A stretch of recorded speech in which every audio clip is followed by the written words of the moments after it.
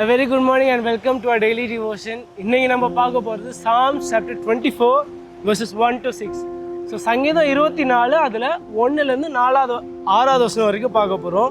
So இந்த சாம்ஸில் வந்து ஸ்டார்டிங்கில் என்னென்னா ஒரு கிளைம் பண்ணுறாங்க. என்ன கிளைம்னா, பூமியில் இருக்க எவ்ரிதிங் எல்லாமே யாருக்கு சொந்தம்? ஆண்டவருக்கே சொந்தம்.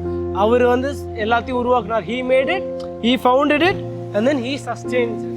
ஸோ அவர் உருவாக்குனாரு, அவர் அதை கண்டுபிடிச்சாரு, அடுத்து என்ன பண்ணுறாரு, அவரே அதை சஸ்டெயின் பண்ணுறாருன்னு சொல்கிறாங்க. அதுக்கப்புறம் என்ன சொல்கிறாங்க, இந்த ஸ்டார்ஸ் வரைக்கும் போகிறாங்க எல்லாம்.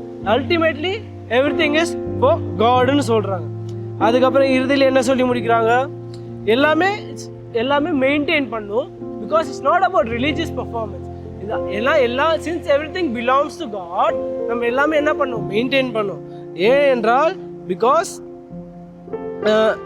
it is not about a religious performance, but it is about the kind of person we have become. So it's like a personality character test மாதிரி வச்சுக்கோங்க, the kind of person.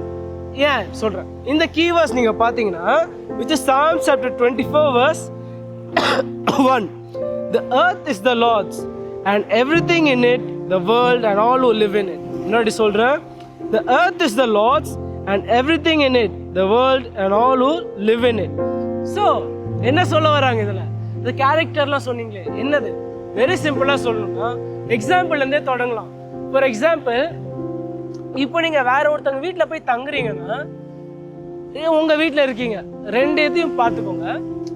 ஜென்ரலாக சொல்கிறேன், வேற ஒருத்தவங்க வீட்டில் போகிறீங்க, நீங்கள் உங்கள் வீட்டில் இருக்கீங்க. ஸோ நீங்கள் எப்படி திங்ஸை பார்த்துப்பீங்க?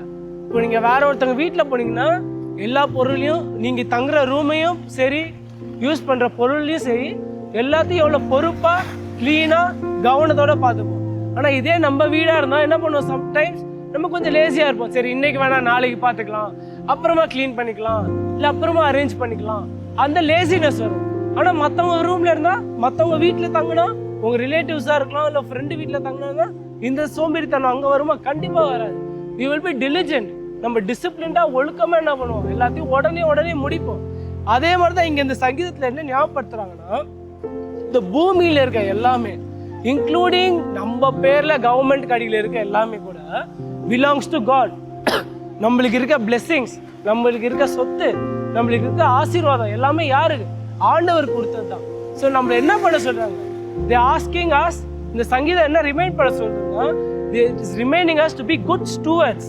குட் ஸ்டூவர்ட்ஸ், நம்மள நல்ல மேய்ப்பராக என்ன சொல்கிறது, ஆண்டவர் உனக்கு கொடுத்துருக்கு இந்த ஆசீர்வாதங்களை என்ன பண்ணு, பத்திரமா பாதுகாத்துக்கோ. Because it is not yours, எல்லாமே ஆண்டவரோட பொருள்கள். அவர் நம்மளுக்கு கடன் கொடுத்துருக்காருன்னு வச்சுக்கோங்க. அந்த மாதிரி தான் வெரி சிம்பிளாக இந்த சங்கீதம் நம்மளுக்கு ரிமைண்ட் பண்ணுது. All the blessing. நம்ம நினைப்போம்னா, கஷ்டப்பட்டு படித்து வந்த வேலையில் வந்த சம்பளம், பட் ஸ்டில் எல்லாத்துக்கும் கொடுத்த கிருபை யாரு? ஆண்டவர். ஸோ அவ்வளோ கொடுத்த ஆண்டவரோட கிருபையை நம்ம என்ன பண்ணக்கூடாது, வீணாக்க கூடாது.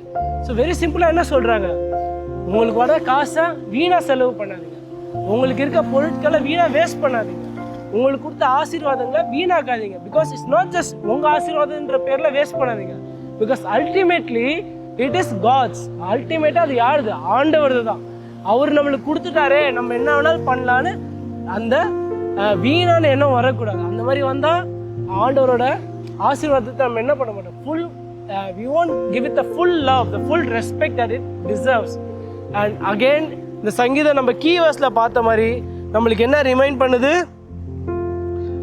the earth is the Lord's and everything in it, in the world and all who live in it. So என்ன சொல்லுது, பூமி ஆண்டவருது, அந்த பூமியில் வாழ்கிற எல்லாருமே யாருது? ஆண்டவருதுன்னு சொல்லி ஞாபகப்படுத்துது. ஸோ என்ன பண்ணும், நீங்கள் வேணால் ஒரு ஏரியா உங்கள் வாழ்க்கையில் பாருங்கள், ஒரு ஏன்னா எல்லா நம்மளால we cannot be perfect. So pick one area. எந்த ஏரியாவில் நீங்கள் வேஸ்ட்ஃபுல்லாக இருக்கீங்க, மணி சேவிங்கா, இல்லைன்னா ஃபுட் இல்லையா, இல்லை ஏதோ ஒரு ஏரியா, எந்த ஏரியா, டைம் இல்லையா, டைம் கூட is a blessing that you can waste. So எந்த ஏரியா நீங்கள் வேஸ்ட்ஃபுல்லாக இருக்கீங்கன்னு பாருங்கள். அந்த ஏரியாவை ஆண்டவர் கொடுத்த பிளெஸிங் மாதிரி ஞாபகம் வச்சுக்கிட்டா, அட்லீஸ்ட் அப்போச்சு நம்மளுக்கு என்ன இருக்கும், ஆண்டவர் நம்மளுக்கு கிருபையாக கொடுத்துருக்காரு, ஆசீர்வாதத்தை கொடுத்துருக்காரு, நம்ம வேஸ்ட் பண்ணக்கூடாது. ஸோ அட்லீஸ்ட் அந்த டைம் ஆச்சு we will be more mindful and we will be more stewardful. So that is what I want us to take away. ஒரு சின்ன prayer. Our loving Heavenly Father, thank you for this wonderful reminder to us, Lord.